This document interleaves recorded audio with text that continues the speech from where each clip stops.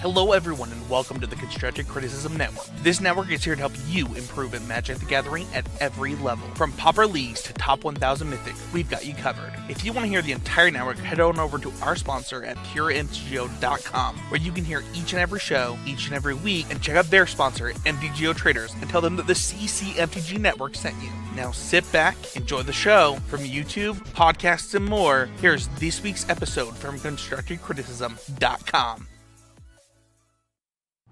Suffice it to say, it has been a rough couple of weeks since our last episode. So I wanted to say this before I dove into what is our normal episodic topics and approach, because frankly, things have not been normal over the last couple of weeks. And that's for the best. Events have unfolded around the world that have opened mine and a lot of other people's eyes to the plight of marginalized communities, especially here in the U.S., but I'm sure the world over. And I feel the need to say three words very plainly and succinctly: Black Lives Matter. I say that not as someone who didn't realize that before, but I didn't realize the importance of saying it. I always assumed it was enough to show by way of how I treated other people, by way of, I tried to be the example of how to treat people. But I realize that now that's not enough. I have to use my words as much as my actions, because my words carry some weight too. So, in keeping with the decision made by the rest of the network, we took an extra week off. I took 1 week off because the topic that we're going to be covering is very delicate, is very emotional, and it was one I wanted to give the due diligence to make sure I did a good job handling it. But also, once everything started, once the protests and the unspeakable violence by police around those protests broke out, the Constructive Criticism Network decided to stand in solidarity with those of you who are protesting, who are out there, who are showing the courage that, frankly, I don't have. I'm worried about my family. I'm worried about losing my job. Things that, to me, I'm in a position of privilege where I don't have to worry about making this change for myself and my family. But that doesn't mean I'm not going to do my best to amplify the voices of the people who are not so fortunate. So, if you are someone who wants to be a part of this show, and you have a unique perspective to offer, let me know. Reach out to me. We will work something out. So, without any further ado, welcome into Homeward Path. This is episode 74. My name is Adam, husband, father of 3. I just got done probably, 8 hours today, roughly 5 hours through the week, so hour 53 work this week. We work a full-time, I work a full-time job, overtime, 3 children at home, family, work. Somehow, some way, we try to find our way through all of the rest of that to make competitive Magic work, to make competitive Magic a possibility. And if I'm being honest, it's a little easier now than it has been in a while, thanks to the advent of online events. Star City Games just announced this past week that they're moving the SCG Tour to Magic Online, or to Magic Arena rather. So, even more ways to play big Magic events for real prizes, for real things that matter, without having to leave my home. That's really exciting. But what I wanted to talk about this week was something that was suggested to me by one of my patrons, my newest patron, Brandon Wheeler. And Brandon has been a supporter of the show for a long time, despite not being able to support financially. Sorry, I'm going to move the mic a little bit here. We got a new one of those. We can probably just thank Brandon directly for helping make that possible. Got a new microphone. But Brandon wanted to talk about the subject, broaching mental health and how it relates to Magic the Gathering. The negatives, because when we do good news, bad news, we always want to get the bad news first and then the positives. And for the positives, rather than just kind of spit out a list of stuff, I decided I would share some stories. I'd start with mine because by the time I get to it, I'm still going to be driving. And it's not going to be safe to look at the rest of the stuff going on. It's not going to be safe to pull up the messages on my phone yet. But I can tell you mine. And then by the time I get done with mine, I'll be able to give you Brandon's story, or I'll be able to give you the stories of two of my patrons. Kevin, who was our very first, and Brandon, who's our most recent. But first, we're going to slide into the fast lane, and we're going to hit on 2 points about the same deck. Because one of the benefits to being a patron of the show is that $3, your concept for the deck tech section, the fast lane, is the one that gets moved to the front of the line. Well, consequently, it was also one I'd been waiting to talk about, so it just made it really easy when Brandon suggested, hey, I want to do this deck. Yes, sir. That's what we're doing. That's what we're going to do. That's good, because that's what I wanted to do anyway. The deck in question, I know it's technically called Jeskai Cycling because there's blue cards in it, and some of them in Standard actually go the full extra mile and splash Ominous Seas, but I mean, let's be real, this is Boros Cycling in Standard. And there's a couple of reasons I really, really like this deck. First of all, it is aggressive, linear, and unbelievably straightforward. And those are things I really, really like for introducing someone to competitive Magic. It is a really good deck to get into, to use to teach someone. Both when they're playing their own cards and you want to show them what a more tuned deck looks like, and then when you want to use that more tuned deck as a way to get your new student up to speed with competitive game concepts. It allows them to learn through the lens of something that is, frankly, easy to play. It's easy to put the pieces together. And speaking of pieces, when it comes to Boros Cycling in Standard, there's really only a core of 20 cards plus 19 lands, and then the whole rest of the deck is just concessions to the fact that you're playing Lurrus of the Dream Den as your companion. You want to play 4 copies of Flourishing Fox because that is there's 2 payoffs that are really, really good for being a cycling deck in Standard. Flourishing Fox is the fastest one. It's the one that puts your opponent down. It's the one that establishes the tone the game is going to take. I liken it to Long Tusk Cub in the energy decks. If that thing goes unopposed, your opponent's in for a really rough time. They're going to be swimming in pressure before they realize what's happened. And you're not even going to have expended cards to make it big. In that vein, it is very, very similar to Long Tusk Cub, except instead of being a 2-mana 2/2, it's a 1-mana 1/1. And it's white, so that just naturally makes it worse, right? That's how Magic works. If you have to play planes in your deck, that makes your deck worse. I jest, but it's taken me a long time to come around on the idea of playing basic planes again. After all, my first episode on Pure MTGO was the problem with basic planes, and here I am now extolling the virtues of a 1-mana 1/1 white creature. How far we've all come.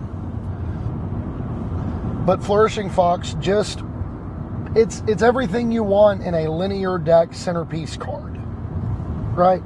It's aggressive, it's cheap, it pays you off really well for what you're trying to do, and it's just really good. Oh, and by the way, multiple copies fuel each other. You've got one on the table and they're not doing anything about it. Well, let's just keep making it bigger because I can cycle the one I drew. And that's true of all these payoff cards, with the lone exception of the non-creature that we'll get to in a minute. The rest of the payoff cards are admittedly worse than Flourishing Fox. There is no getting around that. But the one that is the smallest step down in quality from Flourishing Fox is Valiant Rescuer. Is 1 and a white, I believe a 3/1 creature, and the first time you cycle each turn, yours or your opponent's, create a 1/1 token. I can't remember if it's a human soldier or so. I genuinely cannot remember what kind of token it is because I so infrequently have it on the battlefield. Notably, Valiant Rescuer also has cycling. There's a theme here. It kind of permeates through the whole deck. It's like it's built around cycling. It's wild. But where Flourishing Fox wants to go really tall, just wants to become a big old swole fox, Valiant Rescuer wants to go wide. Valiant Rescuer is infinitely better as like a 4-drop than Flourishing Fox is. Or Valiant Rescuer is a 4-drop, you cast it for 2, you cycle once on your turn, cycle once on their turn in response to their removal spell. You get 2 bodies out of your 1 creature, and you haven't lost any cards. And then your other 2 payoff cards on the creature side, and the only other 2 creatures you generally play, are Zenith Healer and Zenith Stinger. Healer, every time you cycle you gain a life. Stinger is every time you cycle, deal 1 damage to your opponent. They're the worst 2, but they are still payoffs. They are still cards that can allow you to close a game out. If you bludgeon your opponent down low and resolve a Stinger with mana open, you can kill your opponent. These are things that happen some amount of the time. And then the last payoff and the last core card for the main deck is Zenith Flare, and oh my heavens, did we save the best card for last. If ever there was a card that finally makes a linear cycling deck viable, not just in standard but even in older formats, it's Zenith Flare. That card is so good. Zenith Flare being able to brain your opponent as a 4-drop. If you Fox on 1, cycle on 2, cycle on 3, Zenith Flare kills their 5/5 and gains 5 life. And then you attack with your Fox again. And then you continue to play Magic for a couple of turns, and then your second Zenith Flare is just for the rest of their life total. Come on. That's ridiculous. That is just bananas. Bananas. Ridiculous. Powerful. Come on. Don't deny that one. That one's way too good. And then the entire rest of the deck, honestly, every once in a while I'll cast some of the cards that the deck is playing. Footfall Crater is kind of reasonable. It allows you to tap the land you enchant to give a creature haste, which is relevant when you draw a Fox late in the game. You can just jam it down on the table, cycle a few times to make it bigger, and then throw it directly at your opponent's face. I can't remember if it's Go for Blood or Go for Blood, I think it is, that gives double strike.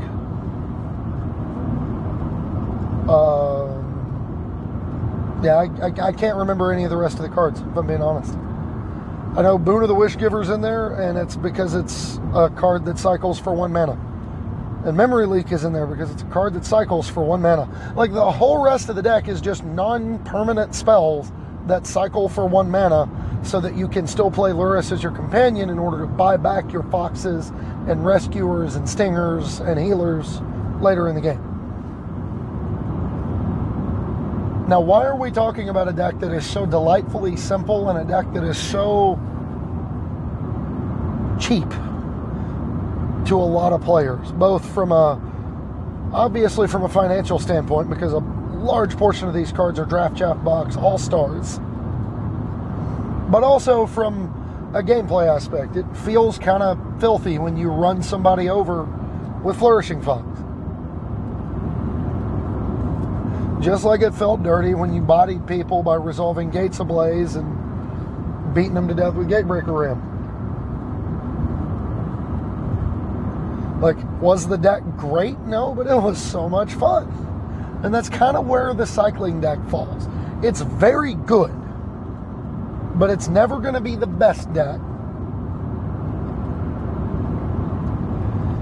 But it offers a unique perspective, and one that I want to bring to this show more often, which is the idea of an entry point into Magic. The Boros cycling deck offers the best entry point into playing competitive Magic that I've ever seen. Because for $30 you can get started with this deck. You can, sleeve it up, get going, $40 I guess if you're buying sleeves. Get this deck built and play. Well, maybe here in a couple of weeks you've got to play Pioneer instead of Standard. Okay, well, what are we going to do? Oh, that's right. Gate to the Afterlife and Godpharaoh's Gift are cheap Magic cards that really want you to have a lot of creatures in your graveyard. And this was something that Saffron Olive did on MTG Goldfish. I highly recommend checking that out, because it was obviously where I got the idea from. But Gate to the Afterlife with Godpharaoh's Gift alongside the Cycling Creatures core. Now, obviously, if you're going to play Gate and Gift, you can't play Luris's Companion, which just means you get to play more creatures. It also means you get to play Hollow One in your deck. You get to pick up Flameblade Adept, which is another powerful one-drop at applying pressure. You Flameblade Adept on turn 1, and then cycle on turn 2. Cycle, drop all my Hollow Ones in my hand on turn 3. That's a lot of damage. And now your opponent is on a clock that they have to, your opponent has to answer the bell now. Because you've attacked them for 3, then attacked them for 4 and put 12, let's put 8 power on the table. Like, that's a lot. There's a lot of stuff going on here.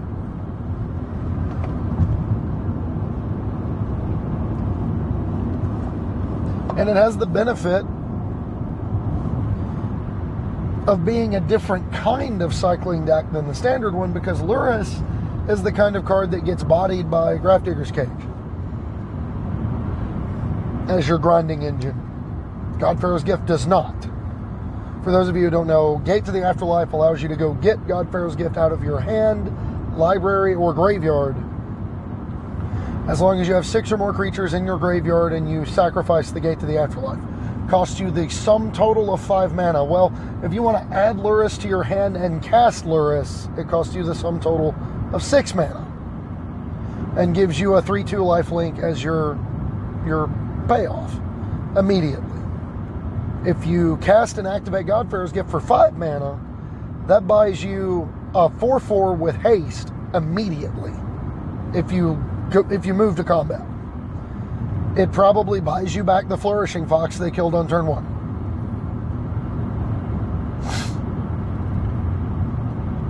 Like, if you go Fox on 1, cycle on 2, cycle on 3, maybe you drop Hollow Ones and then your opponent clears the board. You Zenith Flare away a big attacker on your turn 4, and then you Gate to the Afterlife into Godpharaoh's Gift on 5, and you just reanimate a Flourishing Fox. Brain you for 4, pass turn. Okay, my turn. Reanimate another Flourishing Fox. Cycle, kill you. Like, that's really powerful. That's going to kill some people. And not to mention, you pick up additional cycling payoffs. There's a Vile Manifestation that gets +1/+0 for each cycling creature in your graveyard. Well, you naturally want to play more creatures in this version anyway. Giving the Black Splash to go to Mardu gives you access to more 1-mana cyclers and more cycling payoffs. Archfiend of Ifnir will rip your opponent's board apart if you get that thing into play. And unlike the standard version, if you wanted to splash black into it just to play it fair in Pioneer, you don't have to pay 5 mana for specifically Archfiend of Ifnir. You pay 5 mana to cast and activate Gate to the Afterlife. The Archfiend of Ifnir comes out of your graveyard, well, gets exiled from your graveyard, and then a token gets made of it for free later. And you can experiment with the possibility of playing fewer actual cycling cards, and in turn you probably play no copies of Zenith Flare. But in return, you get to play stuff like Champion of Wits, Combat Celebrant, and Vizier of Many Faces, so that you can mix the cycling start that you want with a combo kill from Gate to the Afterlife if you get to activate it. Like, the more cycling cards you have, the faster you get to 6 creatures in the graveyard, which means the easier it is to cast and activate Gate to the Afterlife. But if you Champion of Wits on turn 3 and draw 2, discard Combat Celebrant, Vizier of Many Faces, your opponent might just die on turn 5. So it gives you an easy path from Standard to Pioneer, but it doesn't end there. One of the most underrated budget entry points into Modern is Living End. A deck filled with cycling creatures and like one expensive card. The namesake card, Living End. Normally, you kind of have to build your deck like you're playing Karuga. You have to play nothing except Living End that costs 3 or less, or costs less than 3. But if you play the As Foretold Electrodominance version, or you play like the Electrodominance Karizev's Expertise version, and then play the Flourishing Fox Valiant Rescuer, you gain the ability to start fast with Flourishing Fox or Valiant Rescuer, then Flameblade Adept and Hollow One. You get to maintain that same core we were just talking about in Pioneer. Move it into Modern. Well, now you also pick up Karizev's Expertise, Street Wraith, Electrodominance, the ability to cast the Living End from your hand. You have enough cycling cards to go find it. And then if it resolves, you reset the board and bring all your stupid stuff back. Or you can still play the Gate to the Afterlife deck with just even more and better payoff cards.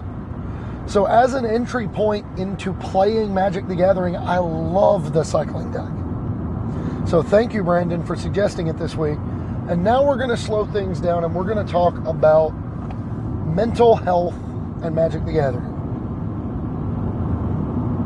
As I take a drink of water to try to fortify my voice. Magic is a wonderful game. Unfortunately, it seems to be made by a company that likes to deal in horrible people, but we'll get to that in a minute.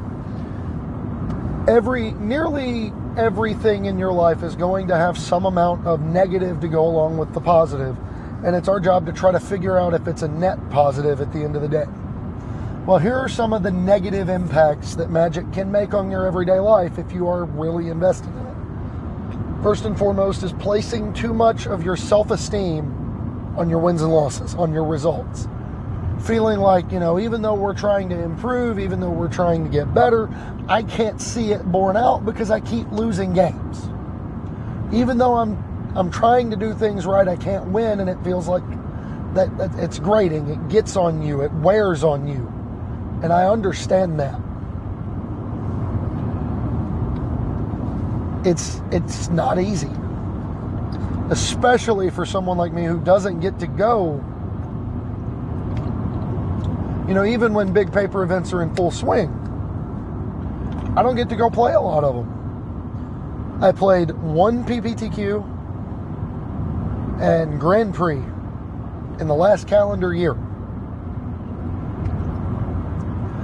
We did not fire a 1K. Like, we didn't even make an attempt. And every other tournament I could go to was at least a 2-hour drive away. And I couldn't justify spending that much on gas, then spending that much on an entry fee without the experience to go along with something like a Grand Prix, getting to meet a bunch of people and all of that. So, you know, I did the responsible adult thing. But it makes it difficult when you're wanting to demonstrate how far you've come, and the opportunities you get to do so, you end up crashing and burning.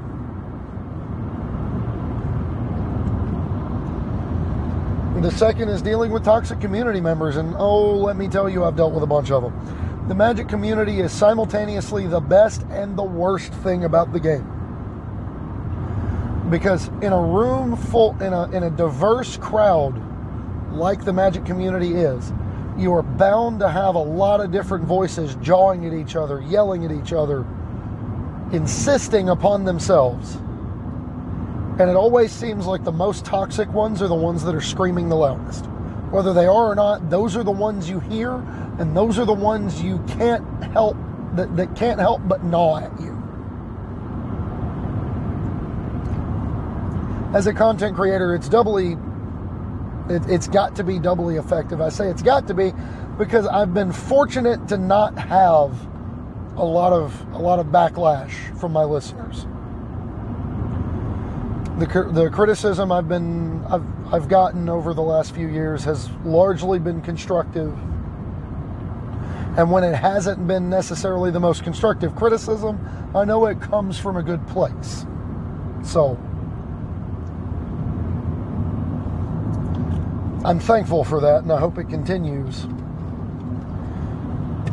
The next one is the fear of missing out, because they release so many cards. There are so many set releases every year now. I can remember like clockwork when I first started playing Magic. We'd have 3 base sets, core set, every year. October, February, May, July. That's all we got. Sometimes we got special product releases like the premium deck series or the dual decks. Sometimes it was promos, sometimes it was the player rewards. The market is just wildly saturated now. We get so many releases between our base set and core sets. We're still doing those. We're still doing three base sets and a core set every year. But we're also doing master sets. We're doing the secret lair drops. We're doing commander set drops. We're doing brawl deck drops. We're doing just so many cards coming out all the time. And it can be difficult to slow yourself down and kind of take it all in. And especially from someone in my position where we're trying to be careful with the amount of money we spend. All these things coming out can wear you down. You feel like you're not making any progress on, building your collection into something you can hang on to that's tangible, that's gonna give you a long-term gameplay investment when they keep throwing more stuff at you. There's the pressure of the constant format churn, constantly having to update decks and build new ones and find out what your matchups look like. And, do I even have an event this weekend? Why do I care? Well, I can't afford to get behind. Creates a stress where maybe there shouldn't be any. And then last but not least, in current times, dealing with what I can only describe as the feeling of guilt at continuing to play and defend the game despite the horrible business practices of the people making it. Wizards of the Coast had a lot of skeletons come out of their closet this week. Whole lot of things came to light about the way they've been treating people over the years. And it's not good. Their reaction was also a mixed bag, to say the least. It was something that needed to be done, yes, but it does not address the issues that were brought up at all. For those of you who don't know, I believe it was 7 cards, and you can find the official list and statement from Wizards of the Coast on Twitter. But 7 cards got banned from any and all sanctioned play because of their depictions of racist propaganda, for lack of a better term. You can't gather or search those cards anymore. It'll show up, but it won't tell you what it does, and there will be no image. So, there's a reason I continue to play Magic, though. I don't play Magic to support Wizards of the Coast. I play Magic to support my local game store, the place where I have been welcomed, despite being largely an outcast child for most of my life. I am 31 years old, and there are times I still feel like an outcast child. But I'm welcome there. People from all walks of life, people from all race, gender, creed, spiritual beliefs, everybody's welcome at the local game store if the community is cultivated in the correct manner. And I'm really thankful to my store owner for doing such a good job of making sure that if people are making other people feel uncomfortable, we don't keep them there. And if we are doing something that makes you feel uncomfortable, we encourage an environment of, let us know, we will stop doing it.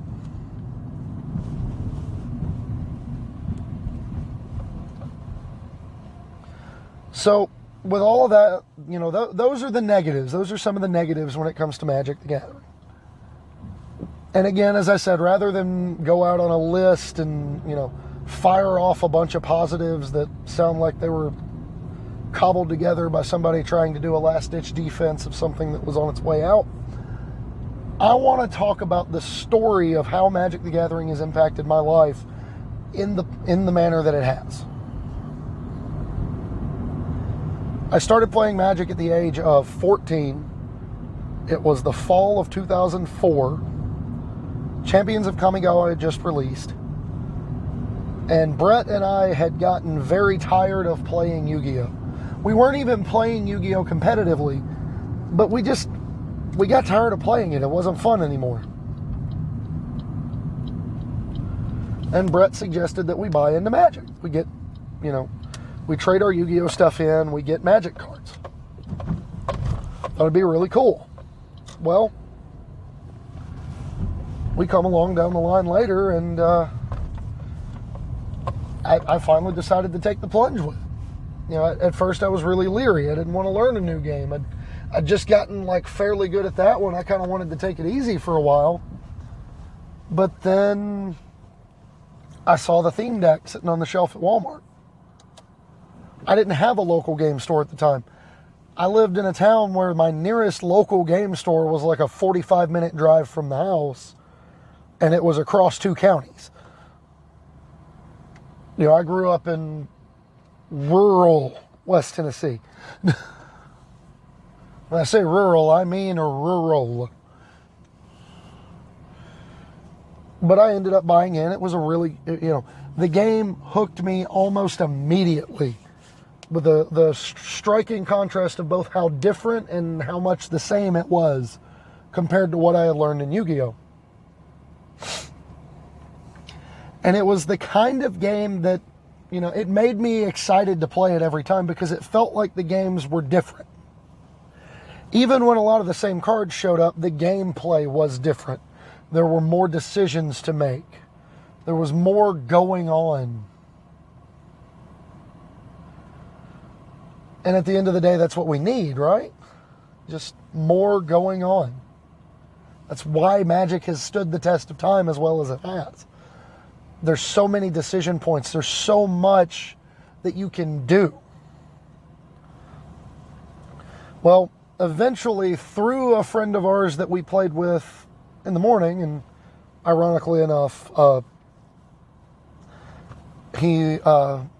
Justin is biracial, and he was one of my earliest Magic friends.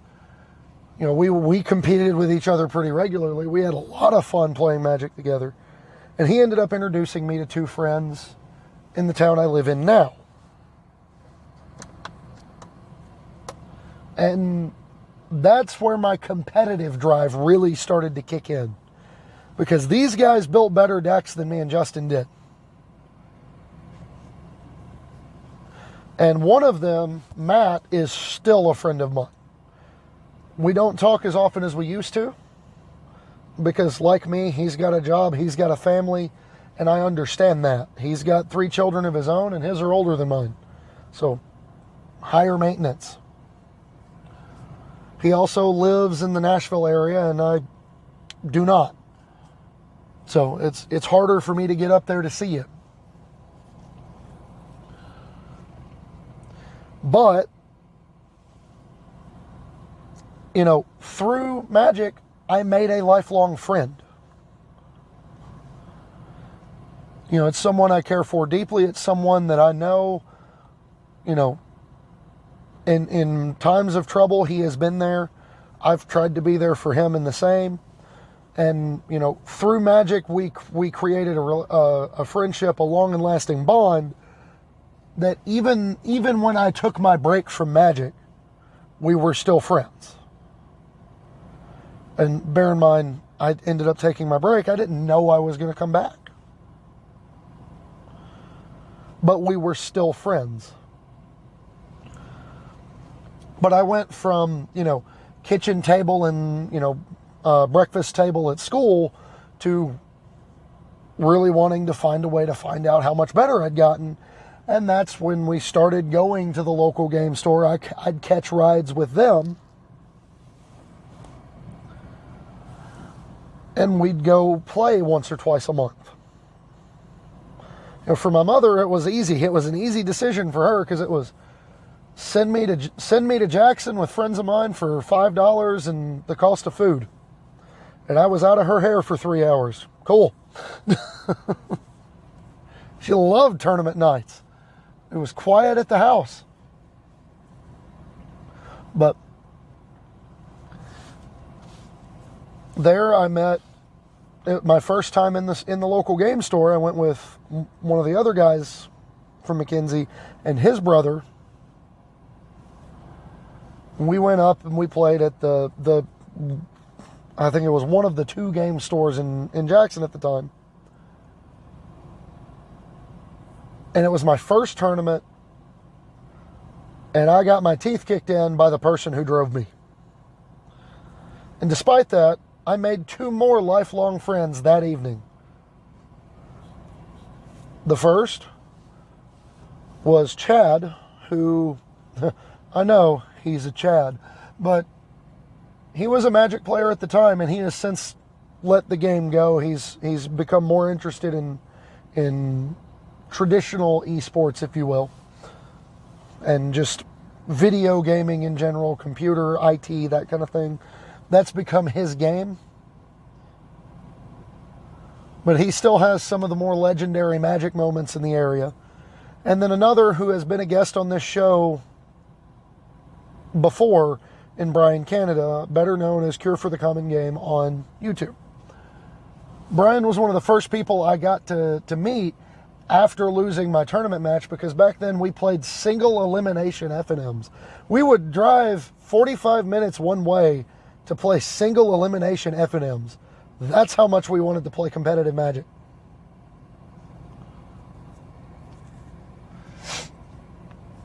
And eventually we got better. You know, we took our lumps early on, but we got better. And over time, I built my self-esteem up through the fact that I could feel myself improving because I was winning.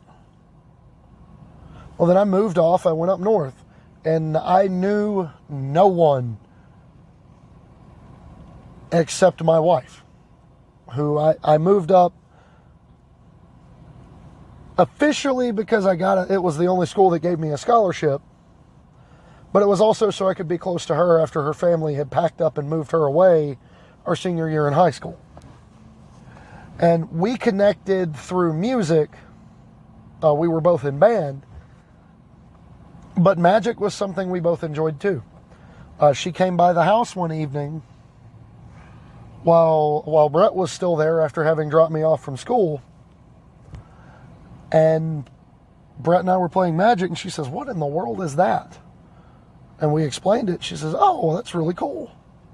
Can I learn? Can you teach me?" I was like, "Well, I barely know myself, but hey, let's go. Let's do it." And to this day, she'll still, "Hey, we need to have a commander night. We need to get people over. Let's do a commander night." I mean, obviously not right now. We have precautions in place. We're not going to have a big one, but commander night at the Spain house is not an unusual occurrence. And even though I ended up taking a break from magic, when I decided to pick it back up, she says, "Okay, do it. Have fun. I enjoyed it. Get me a deck." She was ready. And she has since played tournaments. She played Hour of Devastation game day with a deck of her own creation.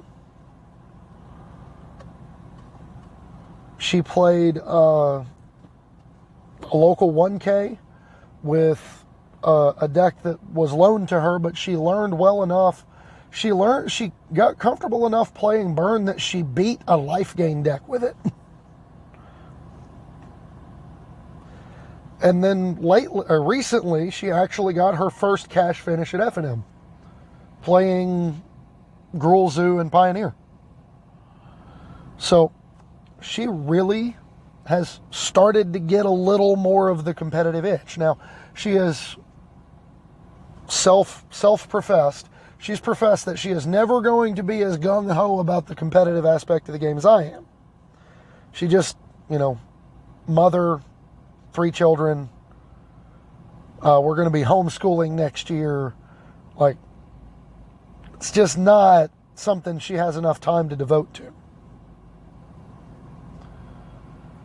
But the odd F&M here and there, Saturday night Pioneer tournament, she's in.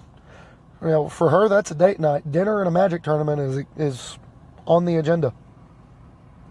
So what magic has given me over the years, it's given me a creative outlet for my love of solving puzzles, for my love of games, for my love as someone with ADHD.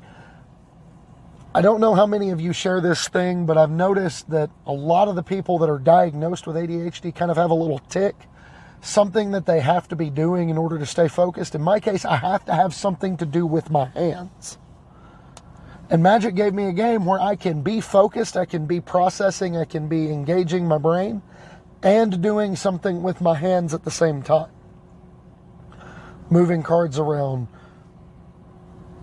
shuffling the cards in my hand, shuffling cards in general just is something that's always been very soothing for me. Building decks, holding cards in my hand to build decks. I build them infinitely better when I have the cards physically in my hands and I can move them around. Everything just kind of lays out and makes more sense to me that way. A little bit old school in that regard.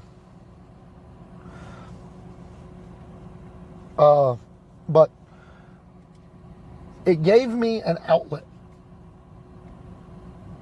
It gave me a way to be myself with a bunch of other people who wanted to do that very same thing. Now, I am not the only one that has experienced a net positive gain from life with Magic the Gathering. Now I've got to scroll through this because we talk a lot.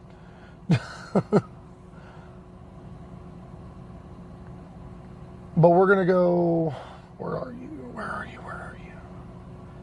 Kevin, where are you? Back here, aren't you?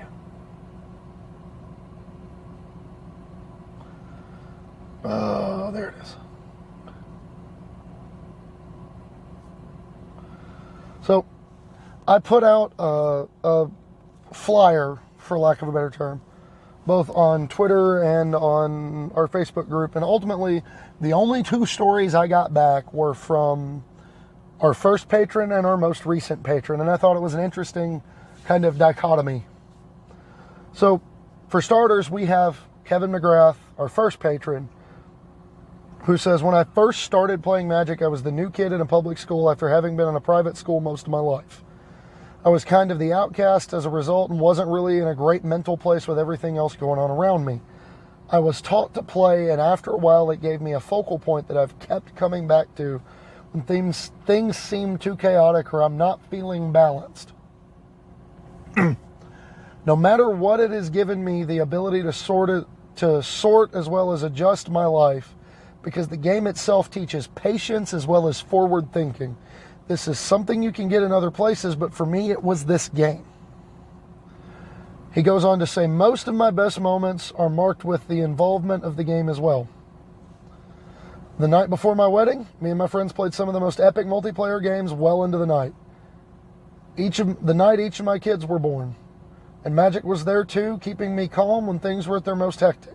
For me, it's not an escape, but a balancing point that has always just kind of been there. Even when I stepped away from the game, when things got bad, I would read and catch up on the lore and the stories that came out of the game. Spending time in that universe created a safe space for me that I hope eventually my kids have as well. I'm pretty sure without the game, I would have a completely different path and would have missed out on several people's friendship that I would be less of a person if I didn't have. And that story resonates with me really, really well. When you want to talk about some memories involving Magic in big events in life, I went to my wife's junior prom. We were obviously dating at the time. We were 16 and we were different from everybody else. And we had a feeling the prom was not going to go well, and we were planning on leaving fairly early anyway. So I had brought my backpack with my cards in it. As I said, if we leave, we can go across over here. The venue's like right across the street from the game store, and you can finally get to see the game store. Well, we didn't just go to the game store. I had to bring my cards in, and we sat there at our table at the prom while everybody else is dancing around us playing Magic. Come on. That feels like one of the most unique stories I've ever been able to tell. Like, I don't know. You know, Magic being a part of big moments in your life is a big deal. I got to meet quote-unquote celebrities because of Magic. I got to go to Gen Con because of Magic. Because I was working for my local game store owner, and I would not have been able to go to Gen Con had I not been working for him, and I wouldn't have started working with him if I hadn't been playing Magic in the first place. So, these are the kinds of stories that need to be told, because they almost never get told. And then the last of these stories I want to tell is from Brandon Wheeler, our newest patron, one of my longest time supporters of the show, but only recently was he able to, was he capable of becoming a patron. Other things took precedence in his life. I understand that. I respect that. I'm obviously super grateful for the support, the financial support now, but I'm infinitely more grateful for the emotional support, because he was one of the first people to talk to me after I started doing the show. And we've become friends even though we've never met face to face. And Brandon says, so I'll start by saying I met my wife when I was 20 years old. We were quite happy for a long time. I got married at 24. I really wanted to know who she was before I jumped in. For those of you at home, that's a really good idea. I dated Sarah for 5 years before we got married. We lived together for 2 of them to make sure we wouldn't kill each other. It's a good idea, generally speaking. Anyway, said I really wanted to know who she was before I jumped in. We had our son, strangely enough, 9 months later. Postpartum depression is real and very hard to deal with, but we got through it. About 4 years later, my wife started to push for another child. I want to stress, I love my son to pieces, but he's not an easy child. Brendan says, I had a very hard time thinking I could handle another child. I honestly felt less than a good parent. We fought for 4 years before I finally just let it happen. We had my daughter. I'm so glad we did. About a year later, I'm presuming it's Brandon's wife's cousin, got in huge trouble, and the cousin's children were put into foster care. Says that's when my marriage started going downhill. His wife wanted to take them in. Brandon couldn't handle it. Financially or emotionally, I felt bad because it's not the kids' fault, but I was already at my limits. And Brandon has had some other things happen in his life experience that I completely understand this. There are some significant health problems that Brandon has that are unique to his situation. So I can understand something like that making you feel like you're already at your limit and someone's wanting to try to pile on some more. That's got to be a strain, and I can only imagine how that made you feel. His wife started pulling away, said my best friend was going through some terrible stuff at the same time, and we lost touch. I really didn't have anything other than my kids to put my effort into, and I felt frustrated and empty. Said I started playing Magic in 94 and got out about 2002. So with all this going on, I had just started getting back into Magic. I decided to put the energy, the pent-up energy I had into major effort for Magic.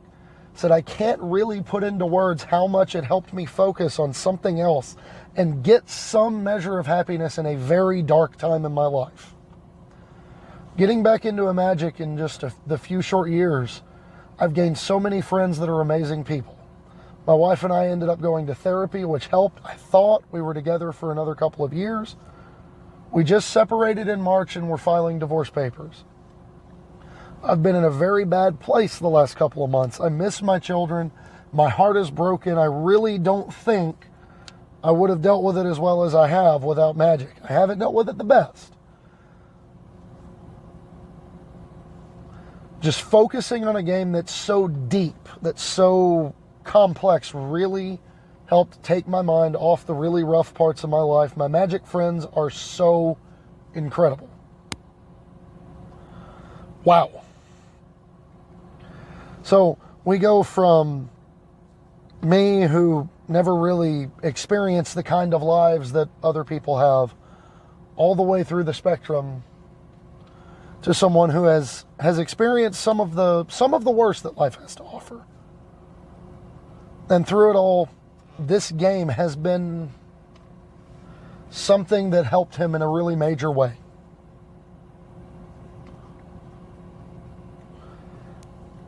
And that's kind of the thing I wanted to highlight. With all the uncertainty, with everything else going on in this world, even with all the strife surrounding Wizards of the Coast themselves, Magic is still something that should be a positive influence, both on those of us playing it and on the world at large. As Brian Canada once famously told me, he said, once you start playing Magic, you can't believe it when somebody else says they don't, when somebody else says they've never tried. It doesn't feel like something that can happen.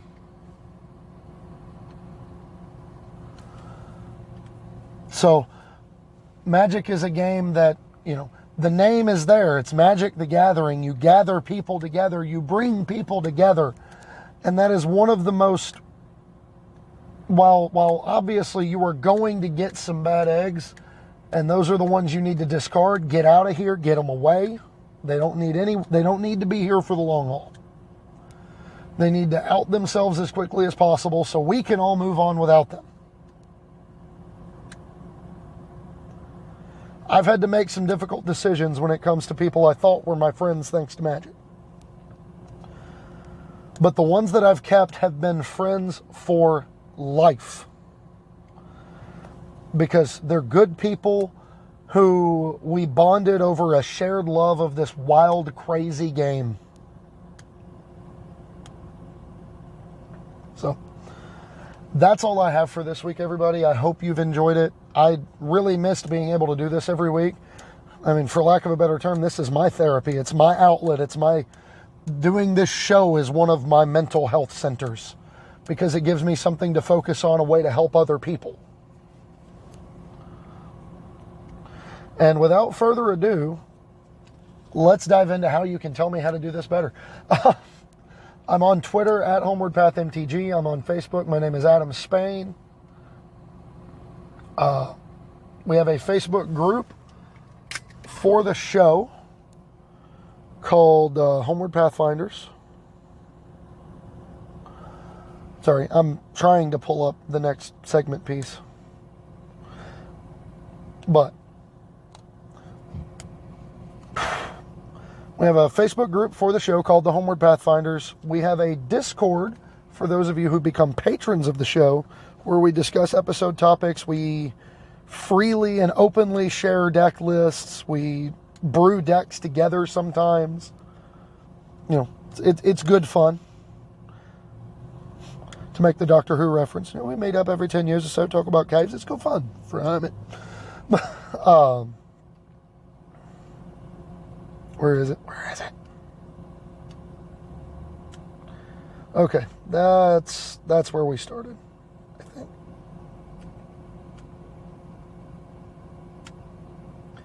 Yeah, that's worse. I'm going to go with that one. So, that's all I've got for this week. I'm sidetracked. If you want to become a patron of the show, you want to get access to the Discord, you want me to put your deck in the Fastlane segment, or when I remember to get things set back up to do the Riding in Cars with Cards segment, the separate video episode thing that I was doing there for a while, or you want to have your own patron episode where I cover your topic, you help me write the episode, head over to patreon.com/HomewardPathMTG. This show's always going to be free, but thanks to support from people like Brandon, like Kevin, like Luke, that have been steadfast in their emotional support and financial, we were able to upgrade the audio equipment, and we're working on some other things.